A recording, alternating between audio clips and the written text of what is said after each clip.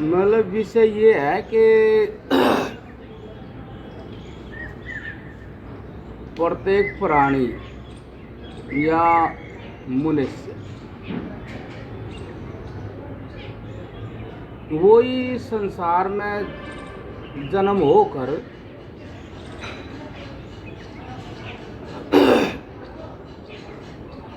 बहुत सारी दृष्टियों में बन जाता है, बहुत सारी दृष्टि।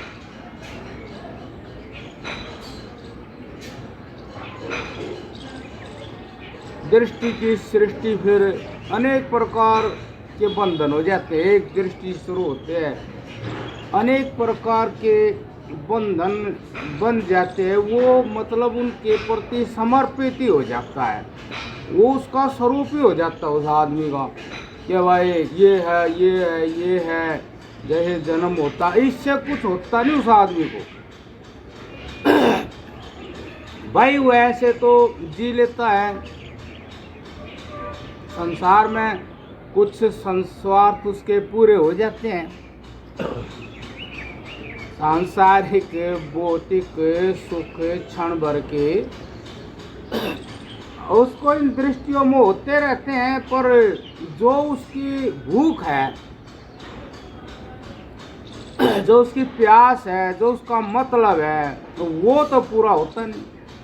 वो तो ये चाहता है कि भाई मैं सदा एक सा रहूं, सदा ही सुखी रहूं, सदा ही मन मर्जी से मुझे सुख मिलते रहें और स्वतंत्र रूप से मिलते रहें, सदा ही मैं सम्माननीय रहूं, सब प्रकार से जो हो वो सदा रहे।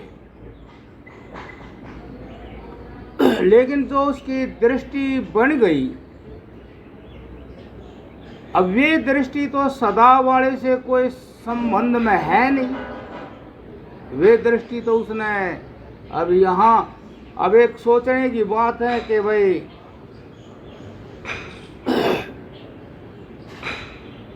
बहुत से सांप शेर पाल लेते हैं और सांप शेर की दृष्टि बदल जाती है, सृष्टि बदल जाती है। बताओ, वे उसके पास रहते हैं और आम आदमी की फिर दृष्टि में सांप और शेर काल का रूप है। बताइए,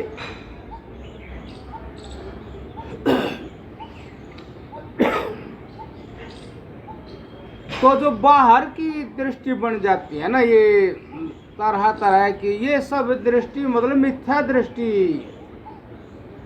कहते हैं। वो जिसकी दृष्टि में कोई एक बस गया और विशेष है, वो विशेष बस गया और वो एक है, चेतन पुरुष उसको कहते हैं, आत्मा कहते हैं।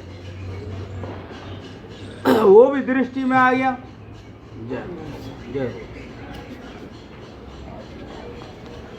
अब उसकी दृष्टि में जब ये बस गया तो ये सारी दृष्टि फोकट हो जाती है उसके लिए, सच्ची मायने फोकट हो जाती। जैसे आज एक घटना हुई, वो घटना आम सबके जीवन में हो जाती है। मनुष्य उस घटना के अनुसार कई बार व्यवहार करता है, लेकिन वो जो घटना हुई उसमें उस तरह से दृष्टि नहीं बनाएगा। जैसे भाई भिक्षा निहारे, ये गाड़ है, उसमें एक आदमी अपने फोन पर बात कर रहा और जहां वो खड़ा था उसी सीध में एक खूबसूरत मस्त यो खागड़ चले आ रहा था, अंकल चले आ रहा था। बहुत बढ़िया था, मस्त था। उसमें भी अपनी हस्ती का अभिमान था। और पत्थर था, पत्थर का तो था नहीं।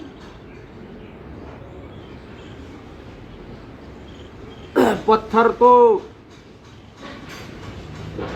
जिस वेग से मारोगे उसी वेग से लगेगा। पत्थर में ज्ञान नहीं।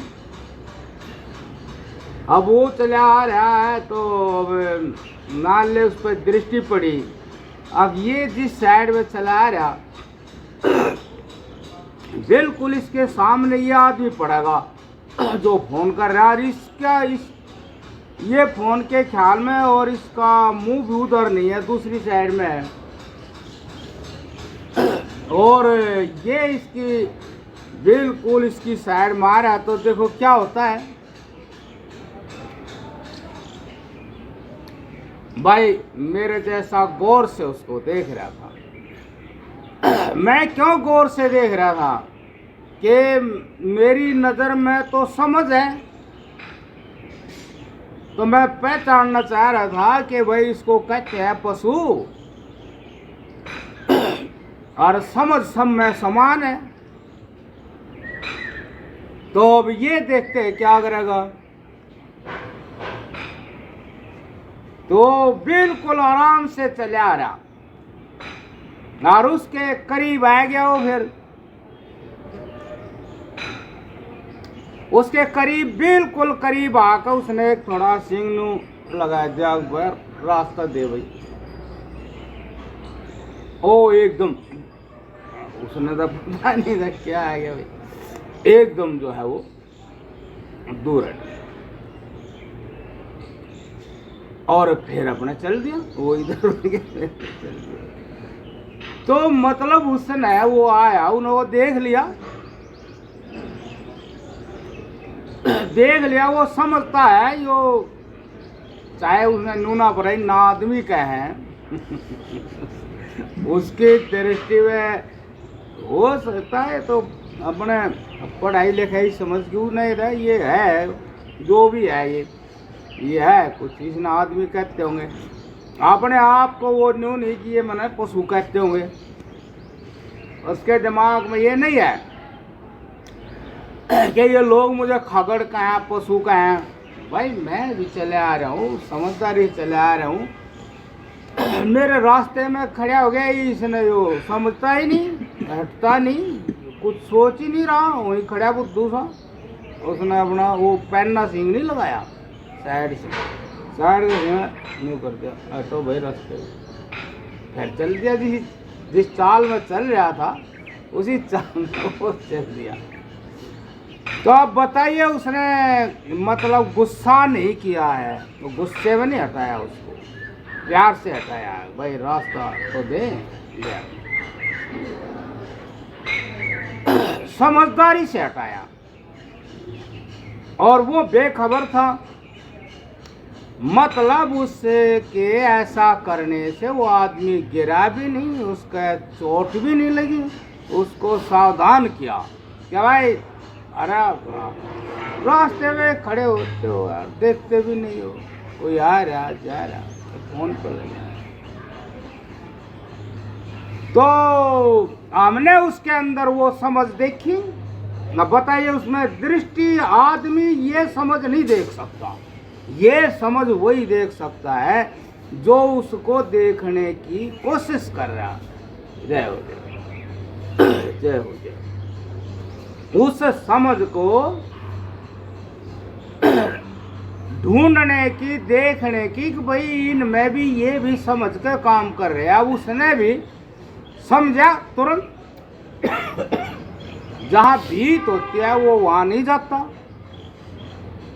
एक साइड में चल रहा, बीच से नहीं चल रहा। अब एक साइड चलो, यहाँ गाड़ी गुड़ी आवा आदमी हमें, एक साइड सोच समझ कर चल रहा।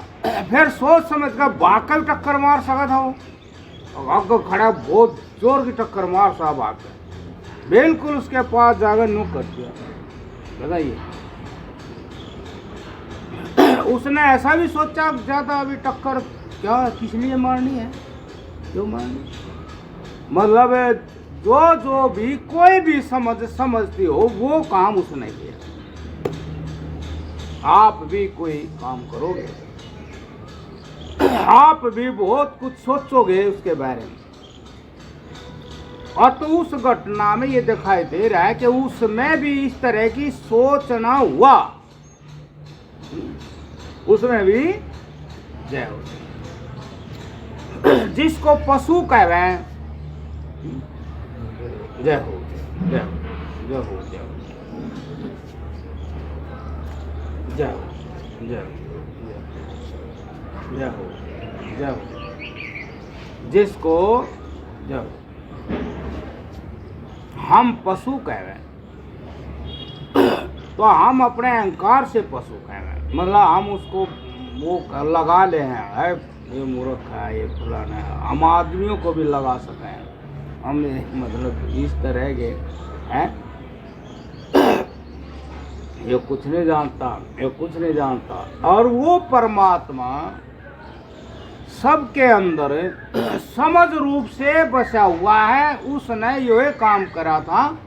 अब जैसे कोई आदमी आता हो और उसने जाना है जरूरी, वो दूसरे की बात जो पर भाई थोड़ा रास्ता दिए,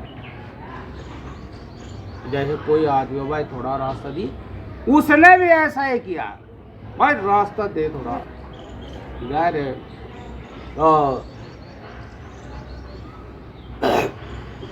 जब हम इस समझ को,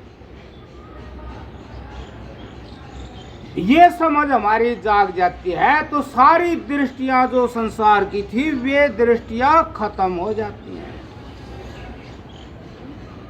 अब ये समझ की दृष्टि सब में समझ दिखाई दे जाए, ये समझ की दृष्टि आदमी को कब प्राप्त होती है?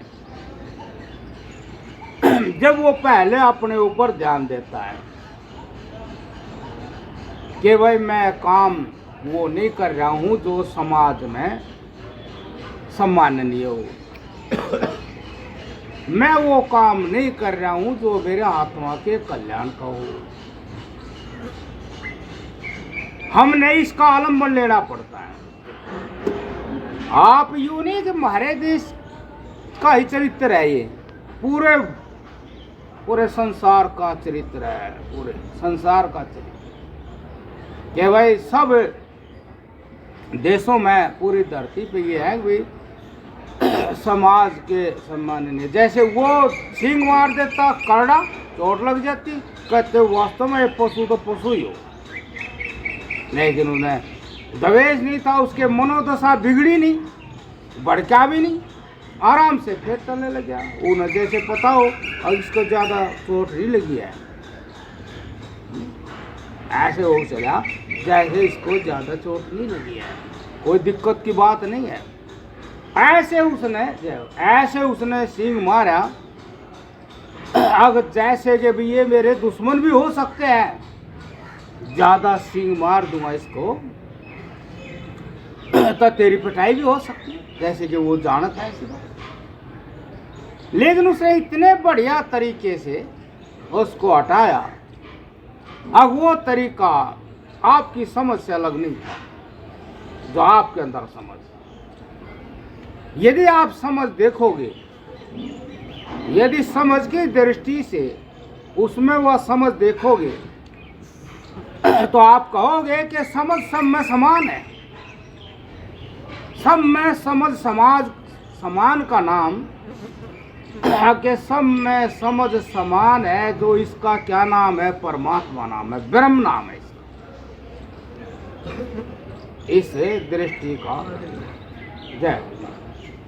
अब वे जो जितनी दृष्टि जन्म से बनी थी, इस समझ से सारी दृष्टियां खत्म हो जाए, इन दृष्टियों का बंधन खत्म हो जाए। अब ये जैसे बात मैंने कही कि भाई कर्म जो है वो करना पड़ेगा, क्योंकि ये सच है, जिससे मेरी आत्मा में भय ना हो, कलेश ना हो, और समाज में निंदा ना हो, निंदनीय ना हो। ऐसा जो चरित्र है उसमें श्रद्धा, अब ये पहला शब्द भी है एक श्रद्धा, जैसे वो पहली दृष्टि शब्द है, जैसे दृष्टि की सृष्टि, अब वो दृष्टि बनती है स्वार्थ से, सांसारिक स्वार्थ से। जब भी जैसा सुख मिला दृष्टि बन गई, ओ बहुत बढ़िया, ओ बहुत बढ़िया। सुख में विघ्न किया, दृष्टि बन गई, बहुत खोटा आदमी है, बहुत खोटा। और ये जो चरित्र मैं बता रहा कि जिसमें कोई पाप नहीं है, जिसमें छल कपट नहीं है, ऐसे चरित्र के प्रति श्रद्धा, ये पहला उधर का है। ये दृष्टि का नाश करने वाला पहला भाव है श्रद्धा। श्रद्धा का अर्थ है खोल कर ये कि सत्य के प्रति मन वाणी कर्म से समर्पित,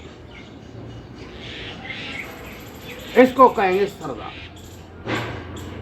ये श्रद्धा के मन वाणी कर्म से उस सत्य के प्रति जो सत्य प्रसिद्ध है वो भी इसी तरह प्रसिद्ध है जिस तरह से ये राग और द्वेष प्रसिद्ध है। कैसे कहोगे वो बहुत बढ़िया, ये बहुत बढ़िया, ये बहुत बढ़िया। जिस तरह से ऐसी समझ से किसी में बंधते हैं, ऐसी समझ से कोई दृष्टि बनती है कि बहुत बढ़िया, बहुत बढ़िया, बहुत बढ़िया, बड़ा सुख, बड़ा सुख, बड़ा सुख, ये दृष्टि बनती है।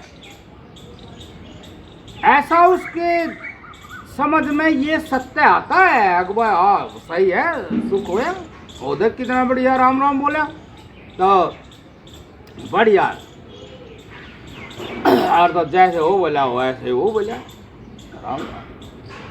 और जैसे किसी ने कहा राम राम भाई, राम राम, इसमें भी दृष्टि बढ़ जाएगी, तो बोलने नहीं, आज कुछ ठीक से नहीं है, टेंशन में, परेशान है, ठीक से नहीं। तो ये भी एक दृष्टि। तो हमारी जो चेतना है, जो समझ है, वो तुरंत जांच लेती है। यदि उस चेतना, उस समझ, उस आत्मा जैसा ही वहीं से भाव मिल गया तो वो बढ़िया बता देगा।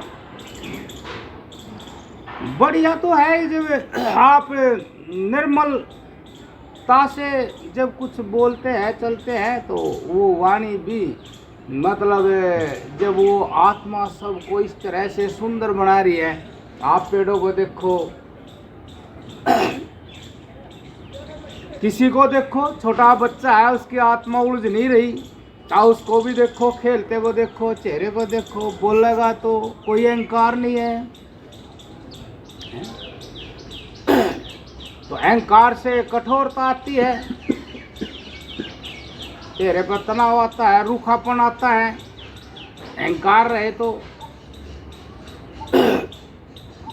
अहंकार भी एक ऐसी आत्मा बन जाती है जैसी काया में 24 घंटे एक आत्मा है। जो 24 घंटे एक आत्मा, एक चेतना है जो रात दिन काम कर रही है। ऐसे ही अहंकार भी एक झूठी चेतना बन जाती है, एक झूठी आत्मा बन जाती है, और उस आत्मा से बनाई एक सकल को, अकल को वो झूठी आत्मा बना देती है, दूसरी बना देती है,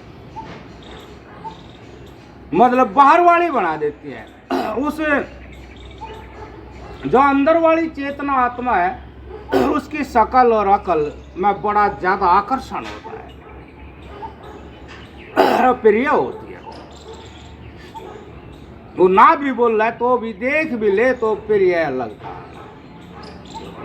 आत्मा, आत्मा प्रिय वस्तु है। उस आत्मा के लिए सब जी रहे, उस आत्मा के लिए बड़े बड़े कठिन काम कर रहे हैं, उस आत्मा के लिए गोल्ड मेडल ले रहे हैं, उस आत्मा के लिए बहुत बहुत धन जोड़ते हैं, उस आत्मा के लिए बहुत बहुत झूठ बोलते हैं, उस आत्मा के लिए बड़े बड़े धोखे दे देते हैं, उस आत्मा के लिए क्या क्या नहीं कर देते। वो अलग बात है कि उस आत्मा को, वो आत्मा उसको कुछ भोगेगा या वो कर्म उस आत्मा को कुछ सुख देगा, ये अलग बात है, ये बारीक बात है। लेकिन जो कुछ भी कर रहे हैं हम, वो सारा उस आत्मा के लिए, उस आत्मा के लिए जो आपके पास 24 घंटे रहती है, उस आत्मा के लिए जो वो आत्मा का भाव आपके साथ 24 घंटे, वो आत्मा कभी गैर हाजिर नहीं होता उस आत्मा के लिए। भले ही ऐसे आत्मा को आप ना जानते हो और जानते हो, इस रूप में जानते हो, इस आत्मा को खूब महान बना दो। उसको क्या महान बनाए, जो खुद ही महान ही है। वो आत्मा तो वो महान ही है। जब भी तो आपके अंदर महान बनाने का भाव आया, इसको महान बना दे। वो पहले ही महान है। आप जो कुछ भी करते हो वो पहले ही मौजूद है। फर्क इतना है, अगर आप सही रूप से ना समझते हो कि भाई जो हम ताकत लगा रहे हैं और फिर अहंकार में कह देते हैं हमने ये किया वो किया, अब बुढ़े हो गए तो क्या है अब बुढ़े हो गए तो क्या है, हमने ये किया कि, और फिर ये भी कह देगा हमने उसके लिए किया, उसके लिए किया, बच्चों के लिए अगर हमने क्या नहीं किया, हमने बहुत कष्ट उठाए हैं। मतलब उस महान आत्मा को, जिस महान आत्मा की भावना ने उस आदमी को लगा रखा है, वो आदमी बहुत बहुत कष्ट उठा करके महान कार्य करके उस आत्मा के लिए ये शब्द भी जोड़ देता है कि मैं बूढ़ा हो गया हूँ, अब मैं मेरी कदर नहीं करते हैं, अब हमारी बात कोई सुनता नहीं है। तो उस आत्मा के लिए ये शब्द जोड़, बताइए। जबकि उस आत्मा को कोई जान लेता है तो सब शिकायतें खत्म हो जाती, सब शिकायत खत्म हो जाती। वो कहता है ये सारा जो व्यापार है वो आत्मा तक जाता ही नहीं, वो मेरे तक जाता ही नहीं। अब उस आत्मा के लिए पहला यही शब्द है श्रद्धा। श्रद्धा का मोटा अर्थ यही है कि जो सच है बस उसके प्रति मन वाणी कर्म से समर्पित होकर के वही कर्म करें, वही कर्म करें। ये जो सच है 100% वैसा ही हो, तो ये श्रद्धा कही जाएगी। जय हो, जय हो, जय हो, जय हो।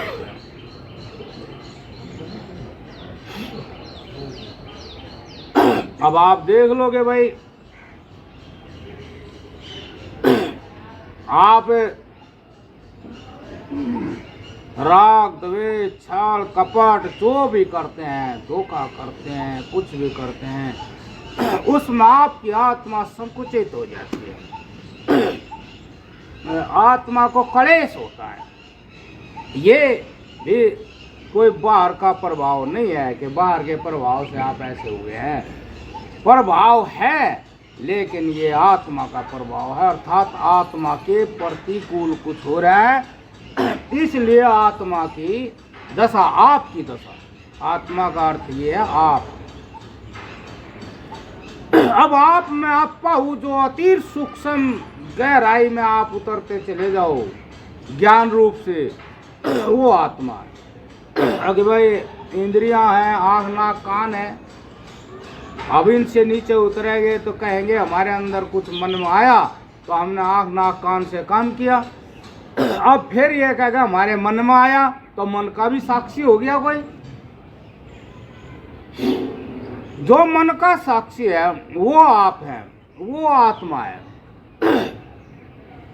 अब आप देखोगे इसको कि ये तो भाई समझता है बस, और कुछ करता ही नहीं।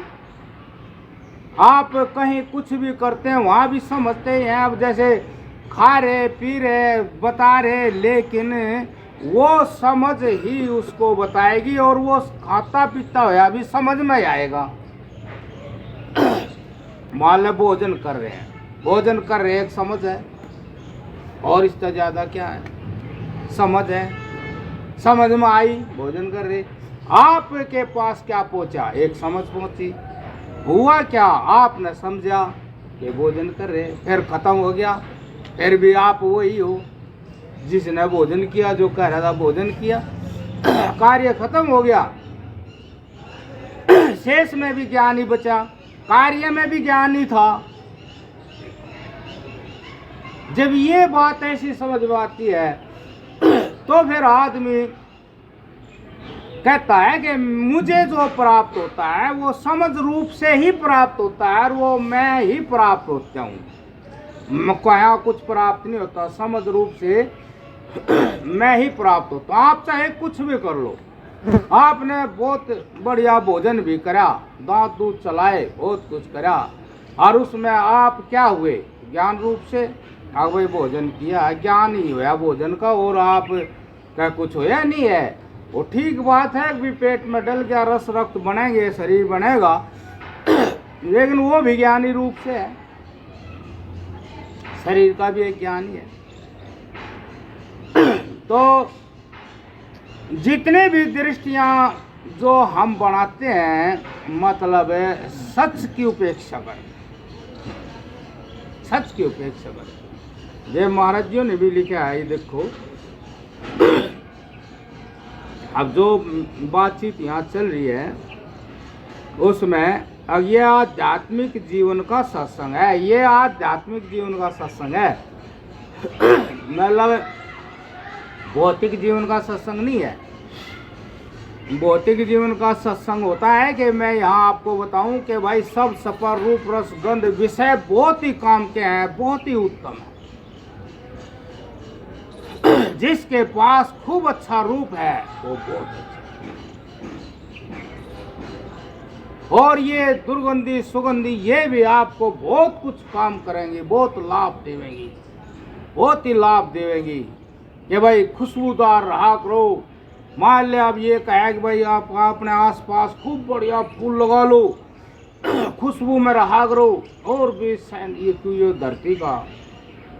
धरती का गुण है, धरती पे है। तो फिर भाई बढ़िया बढ़िया पेय पदार्थ, बढ़िया बढ़िया खाने खाया करो, और बढ़िया बढ़िया, अब बढ़िया बढ़िया में फिर गड़बड़ हो जाएगी। अब बढ़िया तो बहुत काम है, जैसे बार बाजार खाते हैं। एक बाजी तो एक भगत ले गया कहीं, तो बोला कुछ खा लो, आपने कुछ खाया नहीं। एक भाई यहाँ तो कुछ खाने का है नहीं। बोले तो बहुत बड़ा बाजार है, कितना खा लो। बोले ये सब नकली है। वो अपनी तरफ से ले गया बढ़िया, उसको देखो ये रहे। बोले इनमें कोई भी चीज़ खाने की नहीं। बोले ये खाओ, ये तो नकली है, दूध तो है नहीं बढ़िया, दूध तो असली आता नहीं, तो नकली है ये। अब बताओ, अब भौतिक सत्संग किया जा तो फिर कहाँ चले गए, नकली में चले गए, असली खत्म हो गया। सारी दुकान में कोई खाने की चीज नहीं पाई।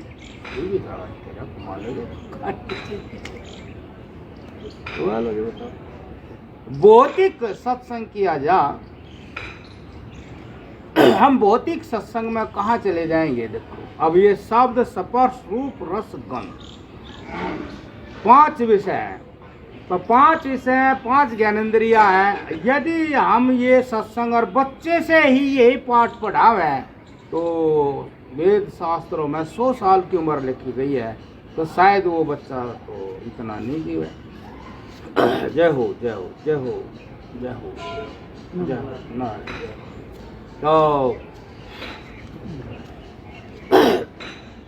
इसलिए जैसे महाराज जी पहले ही चेतावनी दे रहे, यहाँ भाई ऐसी ऐसी बात नहीं करना। यहाँ बात हमारी हो रही है, यह आध्यात्मिक जीवन का सत्संग है। आध्यात्मिक महाराज जी ने पहले ही अपने बता दी अपनी बात, कहते हाँ भाई कोई बात करे इसको समझो, ये जो सत्संग है ये आध्यात्मिक जीवन का सत्संग है। अर्थात उस सत्य से जोड़ने वाला जो है वो उस आत्मा से जुड़ा हुआ है, जिससे सारा विश्व ही जुड़ा हुआ है। अर्थात जिसका कारण, जिस सारे विश्व का कारण वो आत्मा है। तो हम वहां पहुंचे हुए हैं, तो उसका हम सत्संग कर रहे हैं। आध्यात्मिक जीवन, आध्यात्मिक जीवन का सत्संग कर रहे हैं हम। बाहर की चीजों की बात नहीं करेंगे, यहाँ हम अंदर की चीजों की बात करेंगे। आध्यात्मिक जीवन का सत्संग है, तो ये बात कही है। अब ये आध्यात्मिक जीवन का सत्संग, आध्यात्मिक जीवन का तात्पर्य है या प्रयोजन यही है कि अपनी आत्मा के अंदर जीने का रास्ता मिल जाए। देखो क्या बात कही है। मतलब बच्चा जीने के लिए कहाँ घुस जाता है? संसार की दृष्टियों में, संसार में। बताइए क्या बात कही है कि आध्यात्मिक जीवन का मतलब है कि हमें अपनी आत्मा में जीने का रास्ता मिल जाए। और जन्म होता है तो आदमी कहाँ जीता है? संसार में। उसकी नजर में संसार है खूब बढ़ चढ़ करके, अर्थात वो प्रत्येक वस्तु को अपने जीने के लिए चुनेगा। खाने की, पीने की और देखने सुनने की, मतलब चढ़ता ही चला जाएगा, वो में जीता ही चला जाएगा। और यहाँ क्या कह रहे? आत्मा में,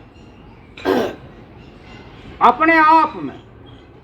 तो इसका मतलब एक जीवन का रास्ता अपनी आत्मा में भी जावे। वो कहाँ जावे? और वो कहाँ जावे?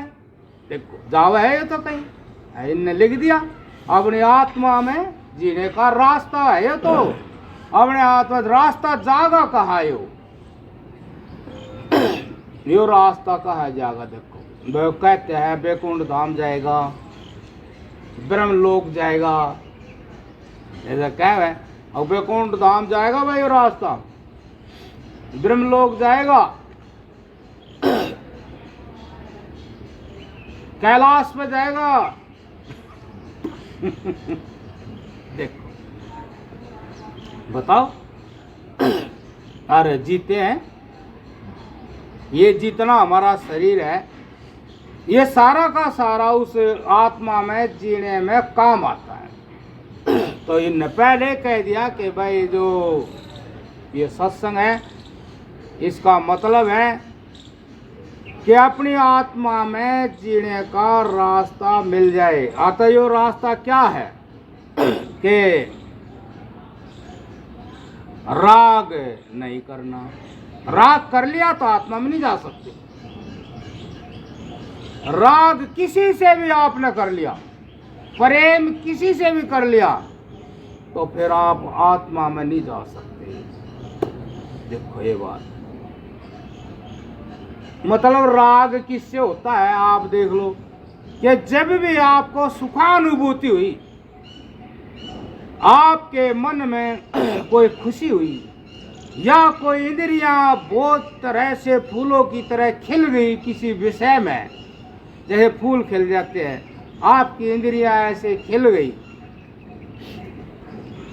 आपने ये सोच लिया, कुछ ऐसा हुआ कि आपने सोच लिया बस इसी स्थान पर डेरा डाल दो, ऐसा कुछ हुआ, इतना कुछ सुख सुंदरता आई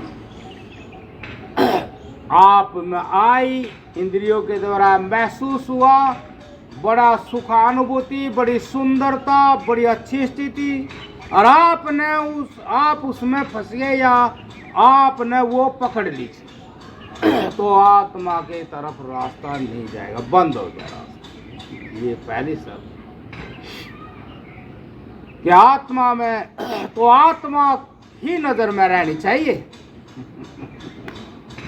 आत्मा में जीने के लिए और इस जीवन का जो प्रधान तत्व होना चाहिए, जो आपके जीने का आधार, जिस पर आप जियोगे, वो आत्मा ही होनी चाहिए, अपना आपा ही होना चाहिए।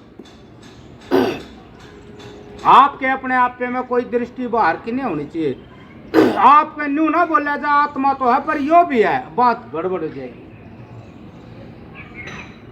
वो कहे जी हाँ आत्मा भी है, फिर आत्मा है तो फिर नहीं यो भी है, फिर गड़बड़ हो जाएगी। फिर तो वही होगी वो जो भाई वो नाव फट जा फट्टे रह जा, दोनों पाए के नीचे दो फट्टे हो जा, वैसे हो जाता होगा और क्या।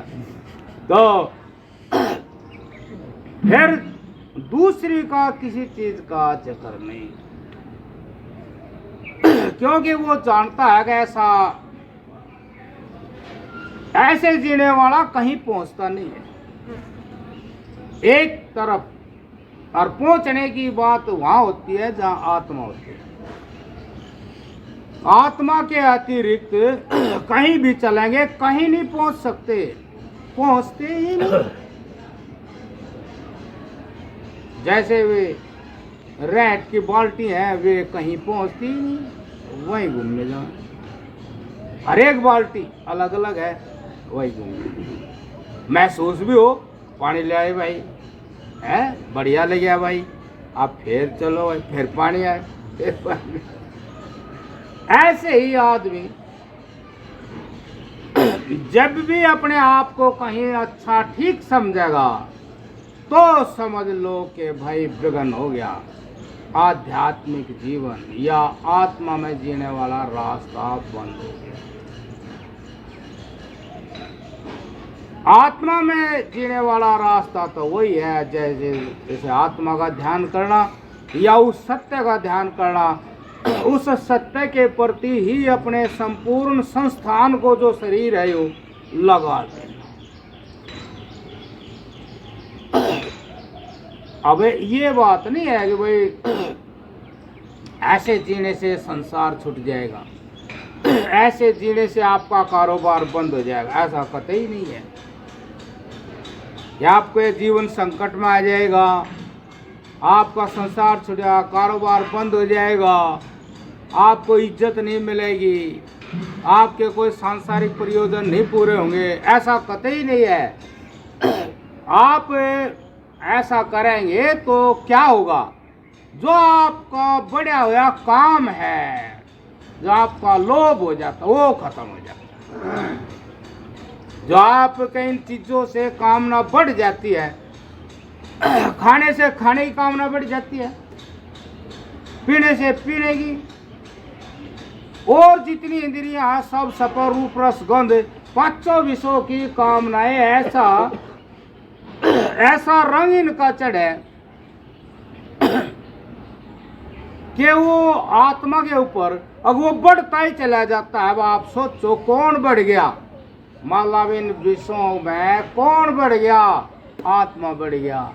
और कैसे होगा, अब आत्मा की तो कोई सीमा नहीं, आत्मा एक तृप्त वस्तु है, और उन विषयों में बढ़ा हुआ व्यक्ति कैसे आत्मा के समान इन विषयों से वो आत्मा प्राप्त कर सकते, कर ही नहीं सकते। इंद्रियां सीमित हैं, विषय सीमित हैं, व्यापार सीमित है, आयु सीमित है। आयु की भी सीमा है, इंद्रिया की भी एक सीमा है। कान सुनना बंद कर दें, आंख देखना बंद कर दें, हाथ पैर चलने बंद कर दें, और शरीर की भी सीमा है, पेट खराब हो जाता है। तो वो जो बढ़ चढ़ करके काम बढ़ा था, वो तो बढ़ेगा, क्योंकि आत्मा के ऊपर जो भी सवार हो जाएगा, आत्मा उसको वैसा ही बना देगा, वैसा ही।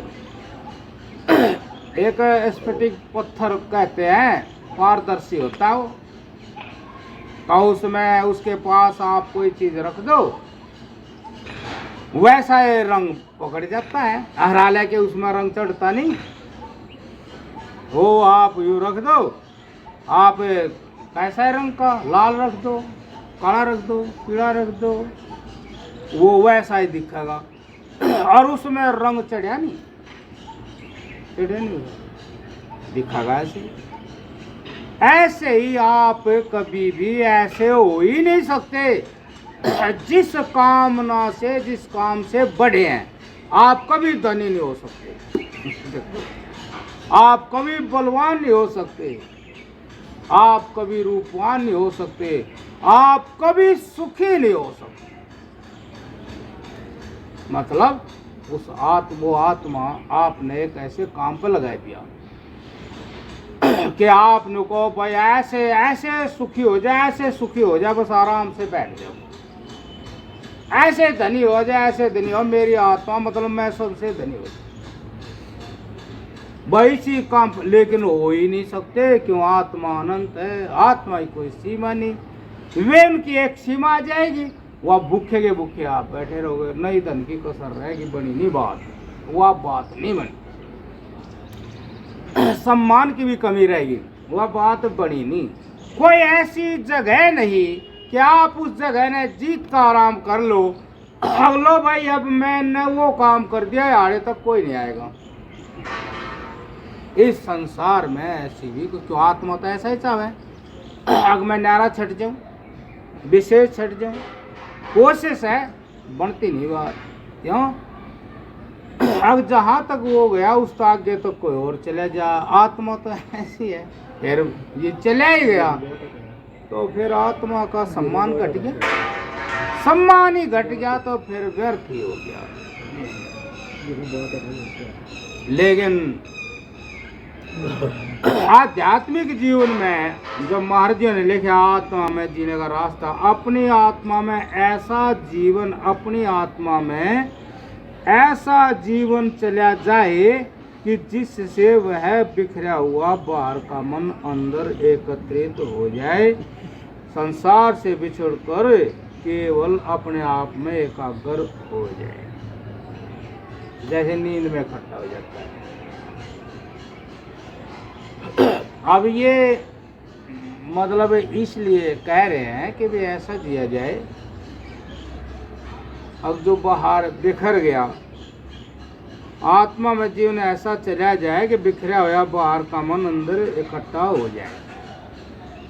मतलब इसका परिणाम जो है बाद में मिलेगा।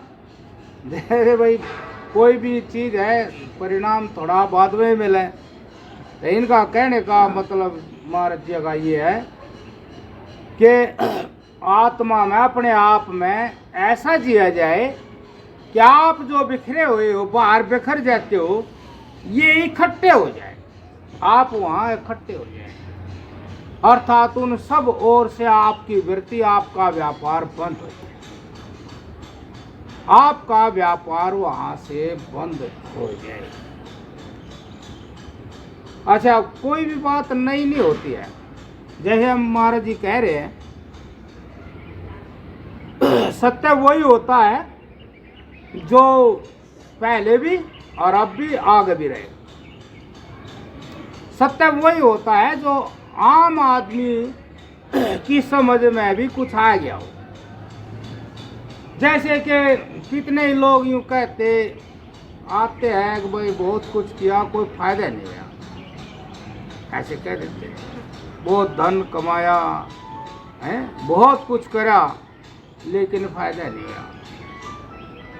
तो यही बात महाराज जी कह रहे हैं, कुछ ऐसे अपने आप में जिया जाए कि जो बिखरा हुआ मन था वो आत्मा में अपने आप में आकर इकट्ठा हो जाए।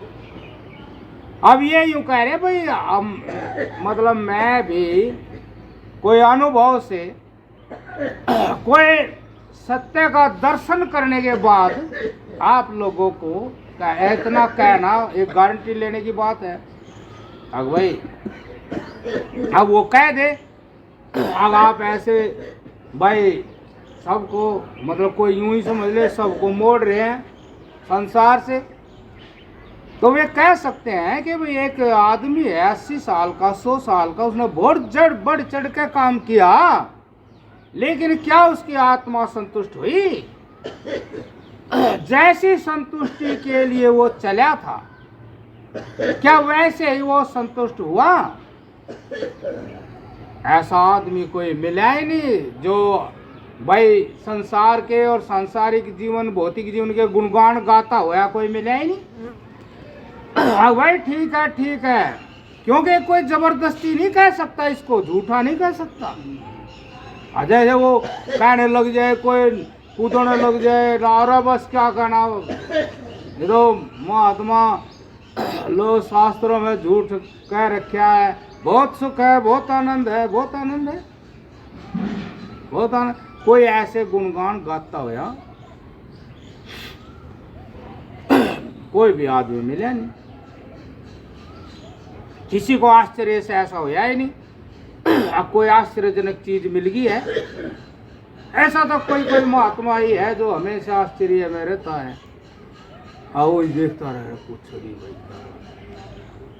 और बड़े फुर्सत से बेफिक्री से चलता हुआ दिखता है, बेफिक्री से बैठे हुआ दिखता है, उसको देख के आश्चर्य होता है। लेकिन जिसके पास बहुत कुछ भी है, बहुत कुछ है, लेकिन उसके पास शांति नहीं है, संतुष्टि नहीं है, और बहुत कुछ है लेकिन उसके पास एक ही चीज नहीं है। देखो, तो वे कह रहे हैं, जो वे अपना ही अनुभव नहीं कह रहे हैं, इसमें औरों का भी अनुभव मिला हुआ है वो, लेकिन वे ऐसे नहीं जानते जैसे वे जानते। तो वे इसलिए कह रहे हैं कि थोड़ा अपनी आत्मा को नजर में रख कर कीजिए, थोड़ा आत्मा का ख्याल करके जियो। यही बात है, यही बात है कि यही बात करके नहीं जिया जाता, कि आत्मा ख्याल करके नहीं जिया जाता। ख्याल करके जिया जाए प्राणी पदार्थ वस्तुओं का, और उनका भी नहीं, सुख का। अब आप देख लो कि प्रत्येक प्राणी के अंदर एक ऐसा वहम बैठा हुआ, सुख का, सम्मान का, सुविधाओं का, इन सब का, अब वो वहाँ रिश्ते को भी फैल कर दे। आप देख लो भाई बुइयों में, उनमें कोई बंटवारा होता है, वो उदाहरण तो महाभारत का ही है, और को तो क्या लोगे, उनके पास तो कमी नहीं थी। फिर एक पक्ष ने तो बिल्कुल वो छूट भी कर दी थी, अब थोड़ा ही दे दे, और वो नौबत क्यों आएगी ऐसी, बताइए। और तब वो मतलब इस संसार के में तो ही एक थोड़ा तो हिस्सा का उदाहरण है, उन्होंने तो छूट ही कर दी थी, चल थोड़ा हाथ दे दो भाई, न्यू काम तो नहीं चलता, कुछ तो दे दो।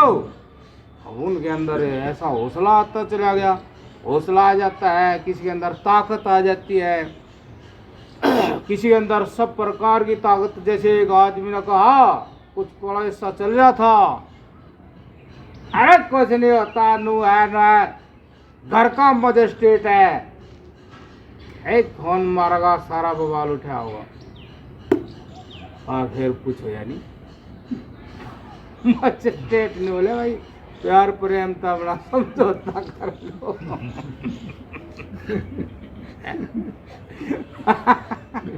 और फिर आरोप लगावे, सब धोखा दे देते हैं। कोई नहीं, अरे या तो बात पहले कह रहे महात्मा लोग, अब अपने पे जी दिखाई नहीं बात। आत्मा को नजर में रख के जी, जब आत्मा को नजर में रख के जिया जाएगा तो नौबत ही नहीं आनी मजिस्ट्रेट की, है वो मजिस्ट्रेट ही मिल जाएगा। क्यों? अब जीता जीता जीता ऐसे जिएगा और ऐसी जगह जाकर जिएगा जहां आम समाज के लिए सारी चीज जो है बेकार है। जैसे बासी रोटी है, महात्मा आराम से खा लेता है, उनका वे फालतू है, यहाँ चले जाएगा। बताओ मजिस्ट्रेट क्या कर रहा, मजिस्ट्रेट ने भी नहीं वो ज्ञान जो बासी रोटी है उनको ज्ञान हो गया, और जिस बासी रोटी चेहरा खिल गया वो उसको वहाँ नहीं हो रहा है, खूब बढ़िया बढ़िया पकवान खा रहा है जो, उसको वह नहीं हो रहा वो, और वो बातें भी खूब बढ़िया घड़ रहा है, और चिंता इस बात की है नहीं कल भी बासी मिलेगी क्या है, आज तो मिलेगी, कल भी बासी मिल सके।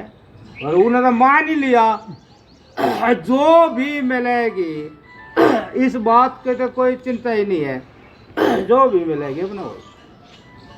ठीक है, तो ऐसे हम मतलब उसमें धस करके अपनी बहुत सारी दृष्टियां बना लेते हैं और वो सृष्टियां बना लेते हैं, और वे सारी दृष्टियां हमारी जैसी ही हैं। आप किसी आदमी को करोगे तो आप जिसे तो हैं आप तो इसलिए उसका ये रोग काटा है, मतलब महाराज जी है आग भाई थोड़ा सा आत्मा का ख्याल करके जो मतलब अपनी आत्मा में इकट्ठा होने का मतलब यही है कि जो मन बाहर की वस्तुओं में प्राणी पदार्थों में सत्ता दे करके स्वार्थ वश बढ़ करके सत्ता दे दी, अब उस समय जो है ऐसा ही हो जाता है।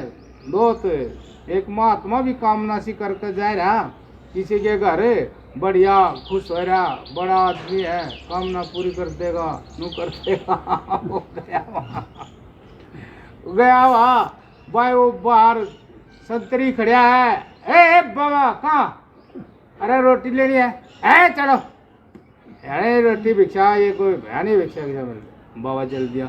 बाबा हंसता है चला, बाबा था आखिर दुखी था क्या होना था सच्चाई मिली तो ऐसा क्यों, उसने तो वो ज्यादा टेंशन में था नहीं, वो ऐसा है देखा ये सारी अपना वो स्वार्थी मन, वो कामना वाला मन है, कल्पना का महल बना दे भाई, ये वो सेकंड में ढह जा सेकंड में ढह जा।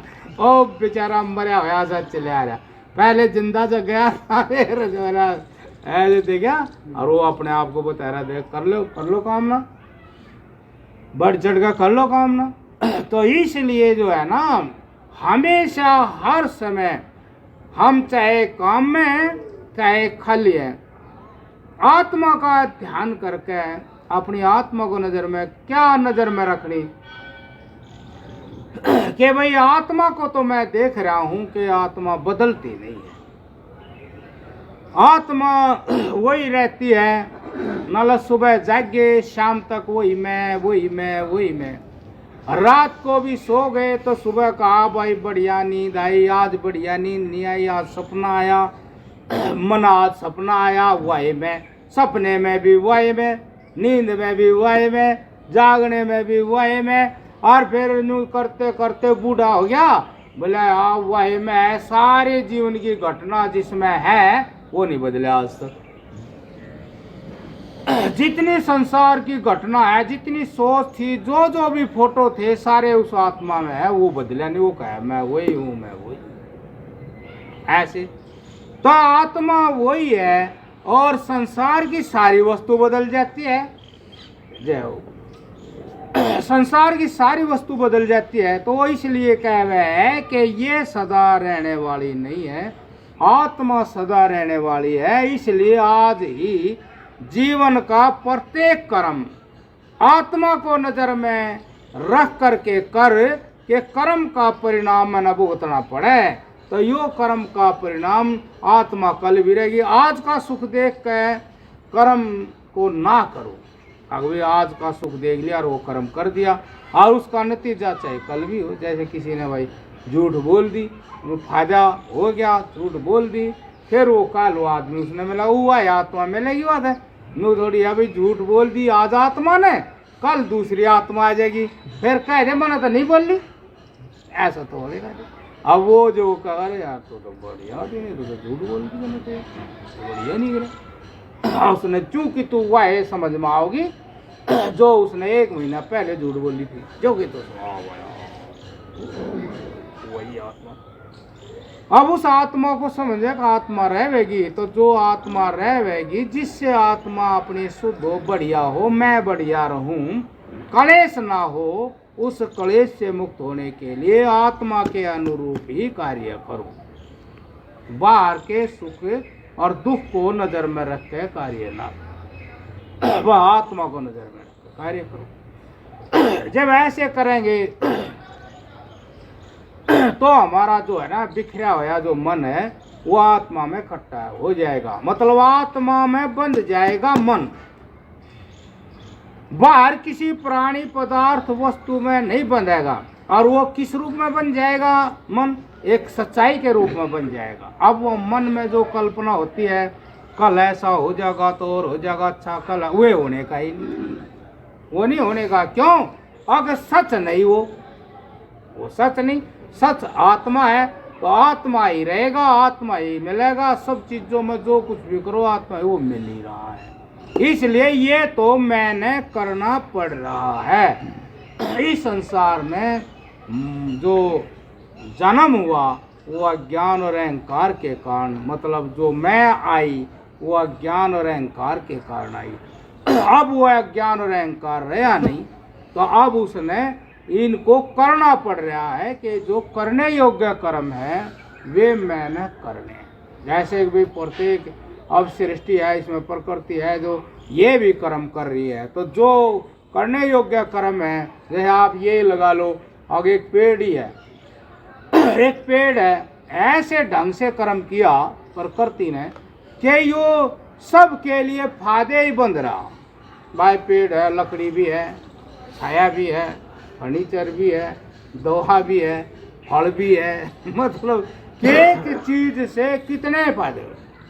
बताओ, कर्म तो किया, लेकिन वो लगा कर्म तो करना पड़ेगा, लेकिन कर्म भी ऐसा कि वो सब के लिए फायदे।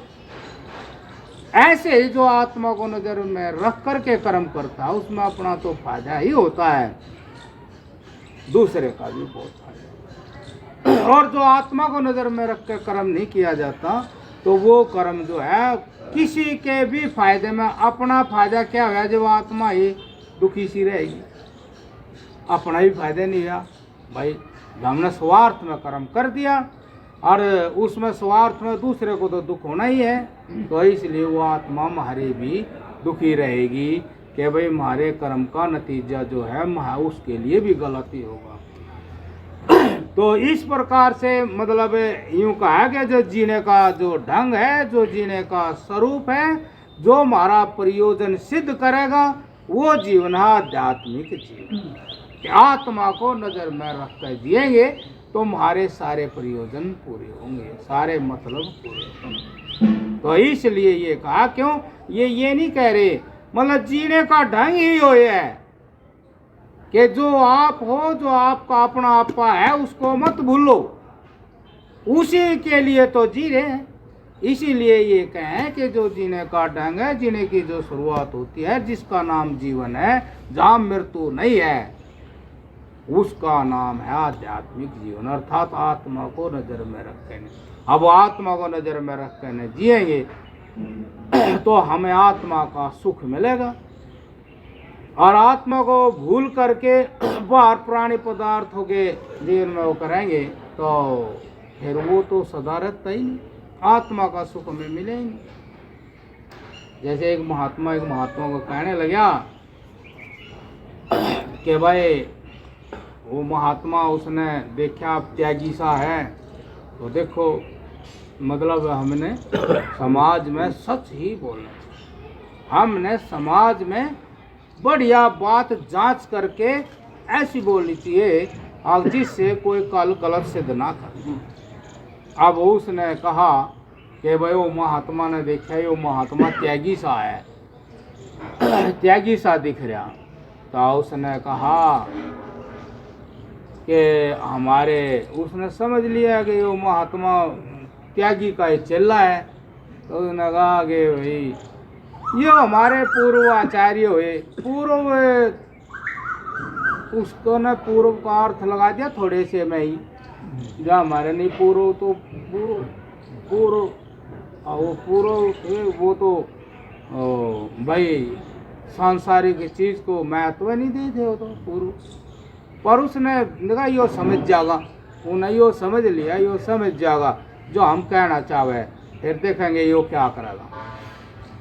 बोले हमारे पूर्वाचार्य ने अर्थ की उपेक्षा कर दी है। और भाई उन्हें देखा भाई ये मतलब धन दौलत सुख सुविधाओं के पीछे नहीं पड़ रहे हैं, उसने ऐसा ही कहा कि भाई अर्थ की उपेक्षा कर दी।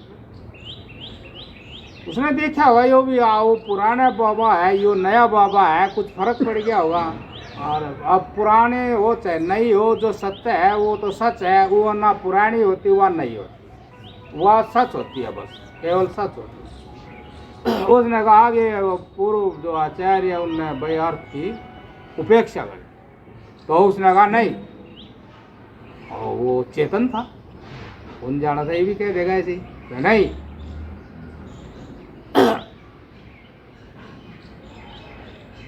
हमारे ऋषियों ने ऐसी बात बताई जिसमें सब कुछ मिलता है, केवल अर्थ ही अर्थ नहीं, अर्थ तो अपने आप ही आ जाता है। उन्होंने एक ऐसी बात बताई जैसे कि आपके पास इतनी प्रॉपर्टी है, ये बड़ा महाराज था वो, इतनी प्रॉपर्टी है आपके पास, हर प्रकार से सब चीज फालतू है, पैसा ले लो, बिल्डिंग ले लो, और यहाँ सोफा पर बैठे हैं, फकत पैरी बैठे हैं, आपके पास सब चीज़ बहुत फालतू है। तो ये चीज़ें जो आपके पास आई है, ये आपने कोई बहुत बड़ा एग्जाम नहीं दे करके भाई बहुत बड़ा पद ले लिया, कलेक्टर बन गए, IPS बन गए, आपने भक्ति की। हमारे ऋषि ने कितनी अच्छी बात है कि उस परमात्मा की भक्ति करने से, आपने परमात्मा की भक्ति की, तो आपने परमात्मा की भक्ति करने से ये सारी चीज बिना बुलाए आपके पास चली आई। तो हमारे ऋषियों ने कहा कि परमात्मा की भक्ति करने से सर्वलोकों के सुख प्राप्त होते हैं, सर्वलोकों के सुख प्राप्त होते हैं। आप फिर वो चुप हाँ ठीक है स्वामी, ठीक है ठीक है, अच्छा आप रुकोगे, आराम कर लो। हाँ हाँ हमारा देखो तो बात सही। अब वो जो बात सही कह रहे थे वो बात कैसे चलेगी? धन,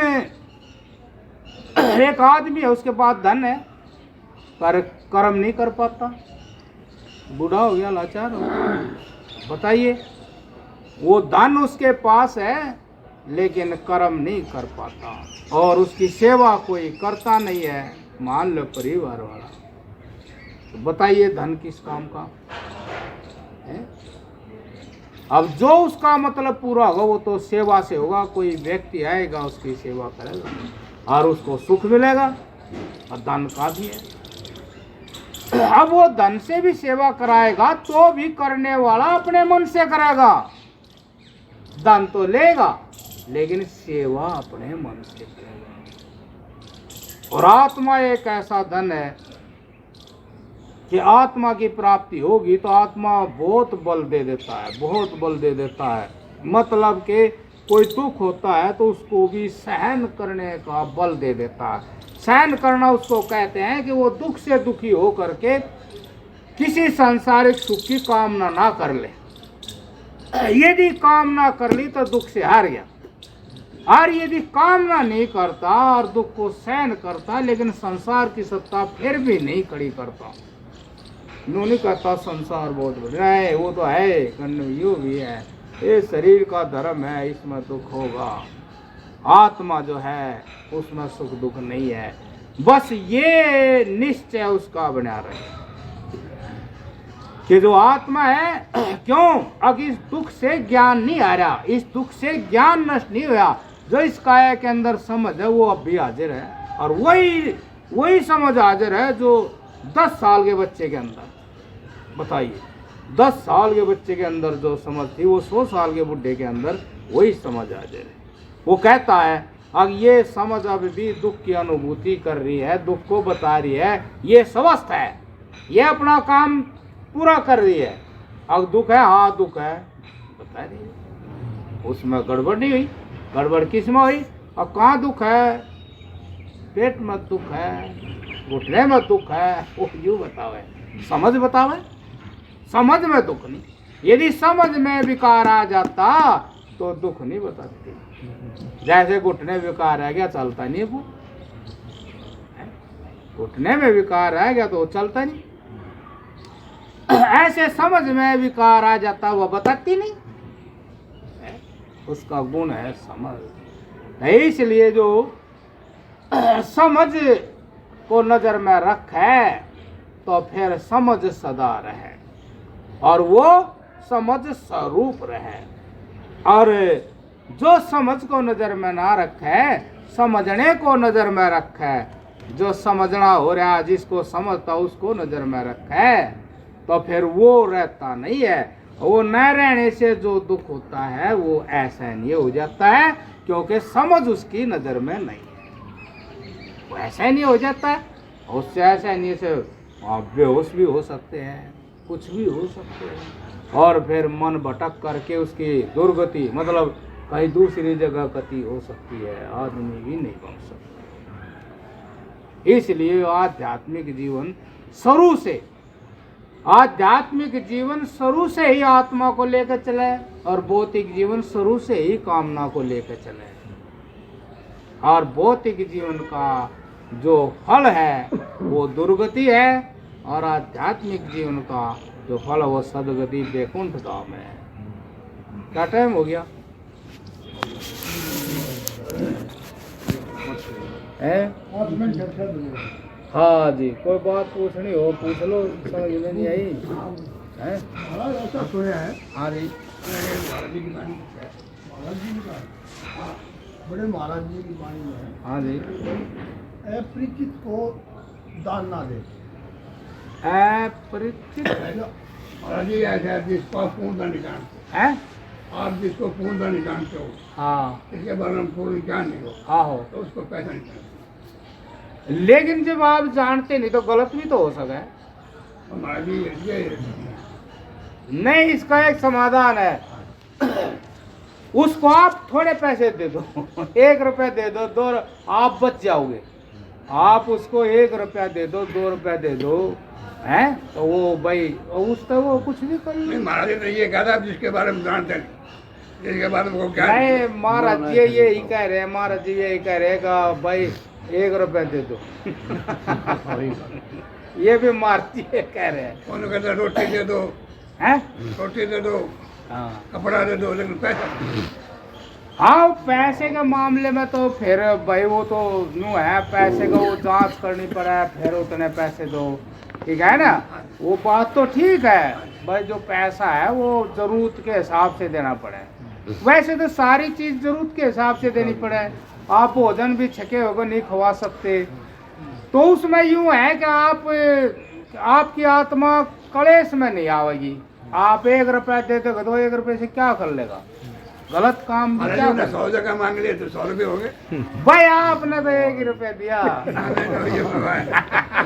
आप औरों की नहीं सोचो। नहीं, महाराज जी की वाणी की बात सोचते हैं। हैं? ये भी महाराज जी की वाणी है, अब भाई आपकी आत्मा कलेश में नहीं आएगी।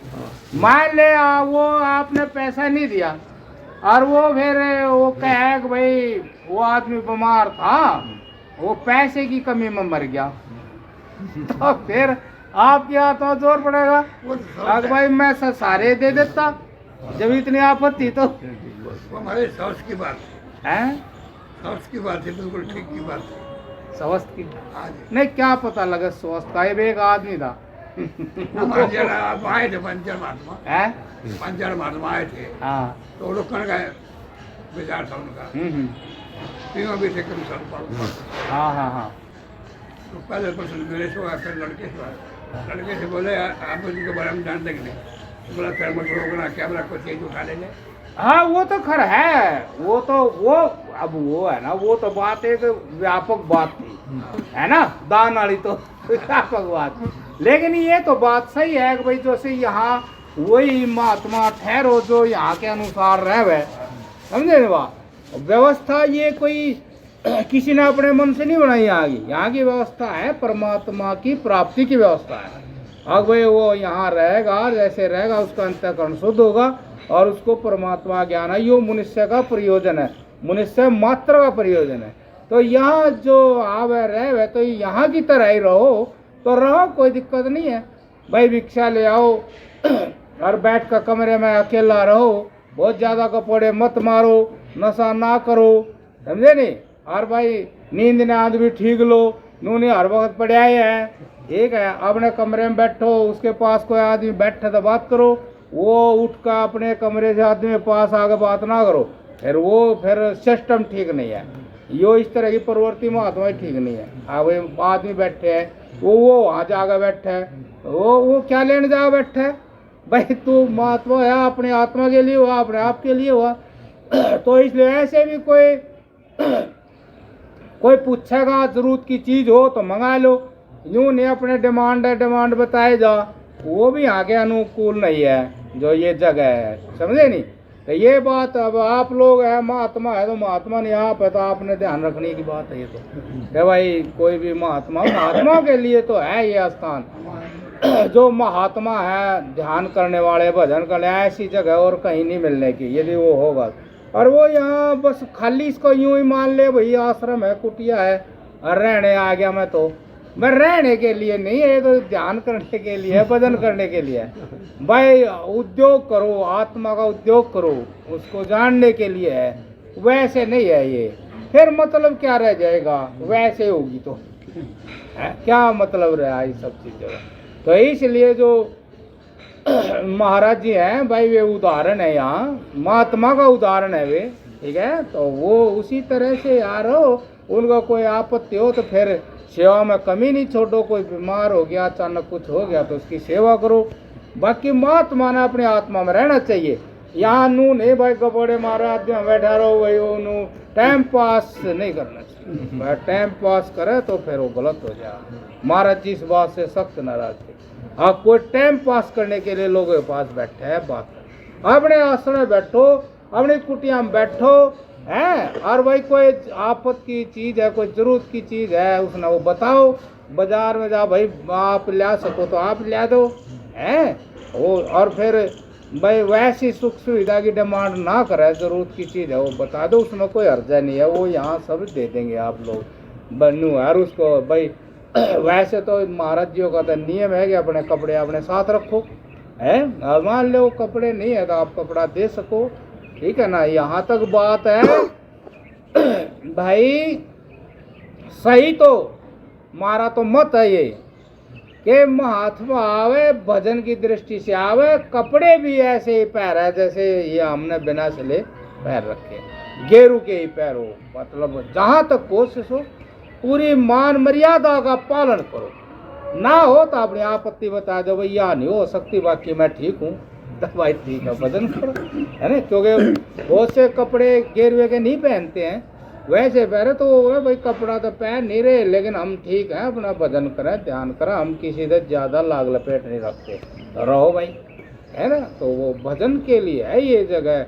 ये केवल इसका मतलब है भजन करवाना, भजन के लिए है। और कोई भी आओ रहो आप, सेवा हो घनी सेवा तो होती भी नहीं, जो भजन करें उनकी रोटी अपनी मांग लो। हाँ ये आगे दो तीन चीज़ है ऐसी, जो एक तो रोटी मांगने की,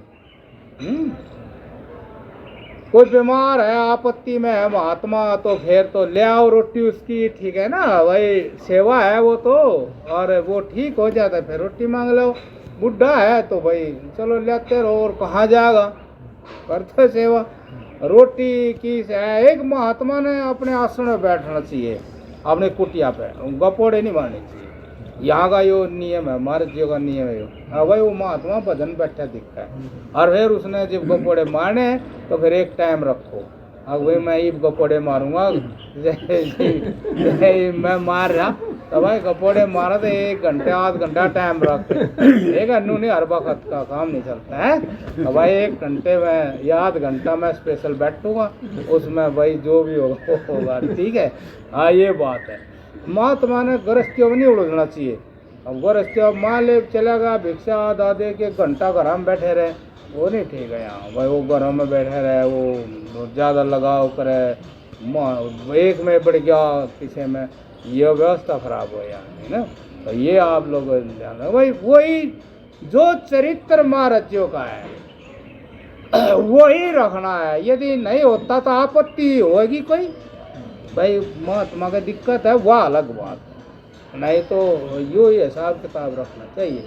बहनों ने देखे महात्मा को न गृहस्थियों तो ज़्यादा जुड़ जाए, उसमें बड़े रहें स्पेशल। और फिर एक बात ये भी है, अगर महात्मा जो यहाँ रहे ना भाई, जो महाराज जगह महाराज जी जो थे यहाँ सत्संग करे थे, ठीक है ना। तो यहाँ सत्संग करो महात्मा, 1 घंटा करो, 2 घंटा करो, यहाँ सत्संग करो। इन्होंने भाई किससे हटा, और फिर महाराज जी ने कह दे रात को महात्मा कहीं नहीं जावा, महात्मा जो रात को निशाचर हो, उनका ये नियम था। महात्मा रात को दिन छपने के बाद वो कुटी से बाहर जा तो वो निशाचर बन ना जा, इसलिए महात्मा ने नूनी भाई कुटी से बाहर जा, रात को जा, कुछ करे, चाहे वो कुछ भी हो, वहाँ तर्क नहीं चलता। महाराज जी के नियम है तर्क, उसको तो उनने कह दिया निशाचर है, ठीक है ना। ये चीज़ें जो आप लोगों ने करना, बाकी महाराज जी का है ये जो भूमि है महाराज जी ने जगाई है, आप इसको छोड़े ना देना,